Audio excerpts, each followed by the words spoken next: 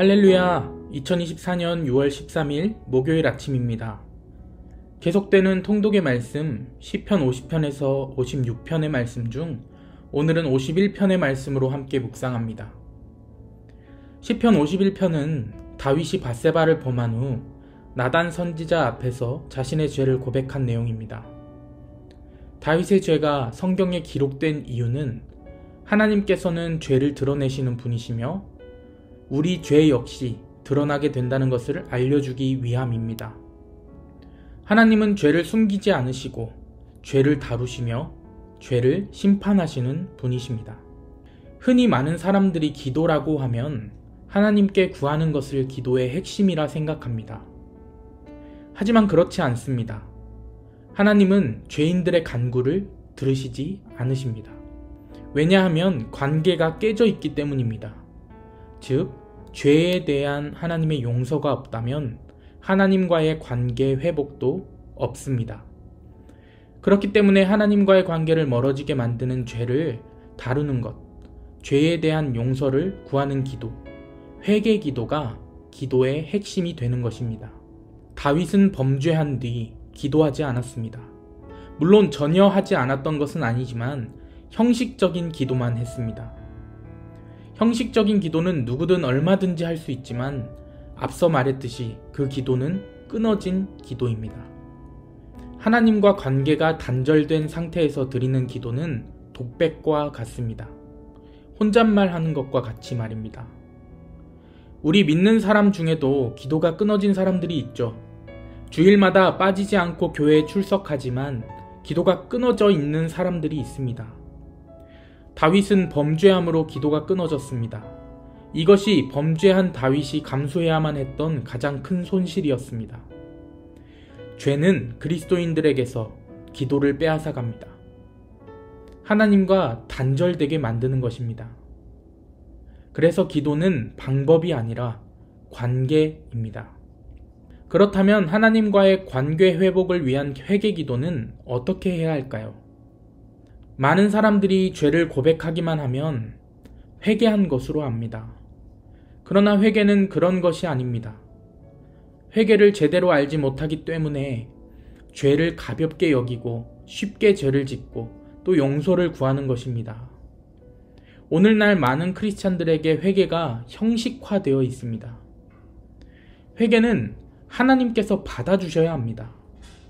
하나님은 형식적인 회개가 아니라 다윗처럼 회복이 일어나는 회개를 받아주시는 분이십니다. 다윗은 자신의 죄를 지적하는 나단 선지자에게 화를 내거나 처단하지 않았습니다. 당시는 왕정시대였기 때문에 다윗은 왕으로서 최고의 권력을 휘두를 수 있었습니다. 따라서 자기 죄를 알고 있는 나단 선지자의 입을 막기 위해서라도 그를 처단할 수 있었다라는 것입니다. 전쟁 영웅이자 인격적으로도 존경받는 왕이었던 다윗은 숨길 수만 있다면 자기 죄를 은폐하고 싶었을 것입니다. 당시 왕과 선지자는 매우 미묘한 관계여서 악한 왕은 선지자를 핍박하고 죽이기까지 했습니다. 그러나 다윗은 나단 선지자 앞에서 완전히 벌거벗겨진 자신의 수치를 인정하고 하나님 앞에 무릎을 꿇습니다. 이때 하나님께서 다윗의 회개를 받아주셨고 다윗의 영혼이 회복되었습니다. 하나님께 돌아가는 회개는 자기 자신과 정직하게 만나지 않으면 일어나지 않습니다. 신앙적 열심이나 다른 사람의 죄를 지적함으로써 자신의 죄를 은폐하려 해서는 하나님께 돌아가는 회개를 할 수 없습니다. 그리고 회개는 하나님께서 은혜를 주셔야 할 수 있습니다. 성령님이 우리의 깊은 곳까지 비춰주셔야 우리는 내 안에 티끌만한 죄악까지도 고백할 수 있습니다.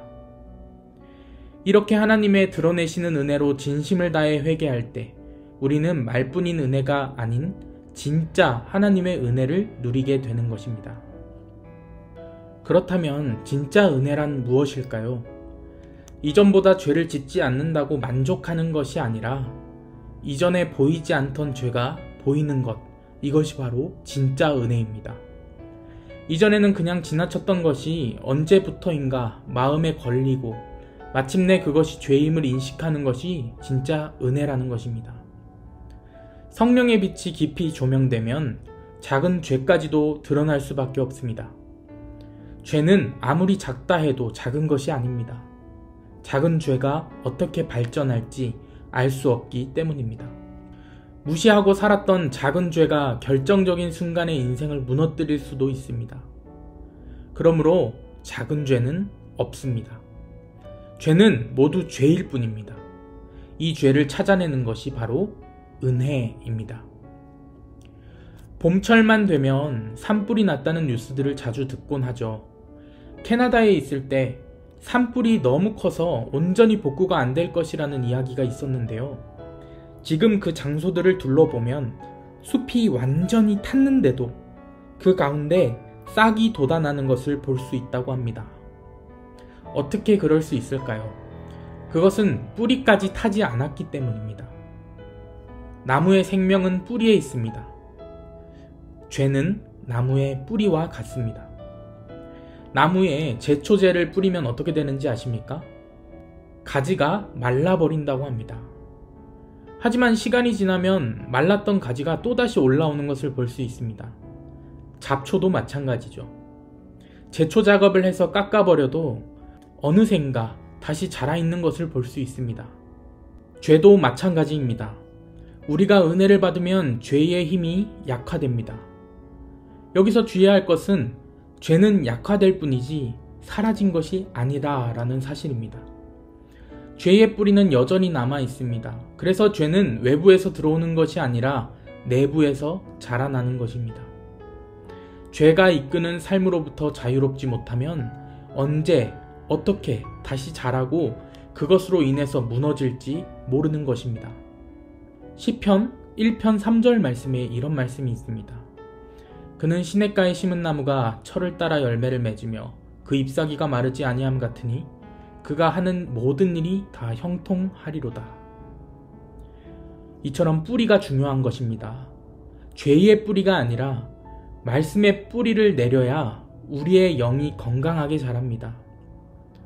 오늘 이 아침 우리에게 아직도 남아있는 죄의 뿌리들을 비추셔서 드러내시는 하나님의 은혜가 저와 여러분에게 있기를 주님의 이름으로 축원합니다. 하나님은 우리가 온전히 회개하기를 원하십니다.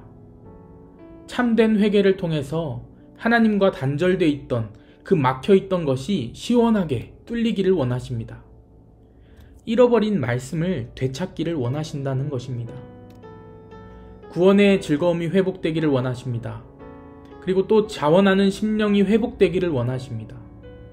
회복된 우리는 이제 죄 가운데 살아가는 사람에게 다가가야 하는 것입니다. 세상에 나가면 죄악에 빠져 허우적거리는 사람, 과거에 한심하게 살았던 자신과 똑같이 행동하는 사람들이 보일 것입니다. 그들을 그대로 보고 있으면 안 됩니다. 그들에게 하나님의 말씀을 전해주셔야 합니다. 그리고 더 이상 침묵하지 말고 진리만이 소망이라고 말씀하셔야 합니다. 하나님께서 여러분을 은혜 가운데 살게 하시고 춤추게 하시고 힘든 일도 즐겁게 감당할 수 있도록 옆에서 함께 도우실 것입니다. 진정한 회개로 하나님과의 관계를 회복하고 영혼을 살리는 일에 쓰임 받음으로 회복이 완성되는 저와 여러분 되시기를 주님의 이름으로 축원합니다. 40일 릴레이 기도, 오늘은 손상옥 손봉임 권사님 가정의 기도입니다. 함께 기도하며 오늘의 묵상 마치겠습니다. 하나님 아버지, 저희들의 몸된 교회를 위해 기도드립니다. 주님이시여, 우리 교회가 주님의 놀라운 구원의 역사를 충분히 감당하게 하시고 주님께서 기뻐하는 일에 부족함 없게 하시며 말씀이 살아서 역사하는 교회, 성령으로 뜨거운 교회, 봉사로서 충성하는 교회가 되어서 주님의 놀라운 은총이 늘 가득한 성전이 되게 축복하옵소서. 주님께서 저희 교회의 머릿돌이 되어 주셔서 성도들이 서로 사랑하고 이해하며 감싸줄 수 있는 마음을 허락해 주옵소서. 그리하여 저희 교회가 분열과 싸움과 교만과 같은 마귀의 역사가 없는 아름다운 교회로 이끌어 주옵소서. 주님의 몸된 교회를 위하여 수고하시는 두 분 목사님께 은혜와 진리로 충만케 하옵소서. 저희 모든 성도님들에게도 더욱 크신 축복을 내리셔서 교회와 두 분 목사님을 받들어 섬기는데 부족함 없게 도와주옵소서. 교회의 머리 되시는 예수님 이름으로 기도드리옵나이다. 아멘.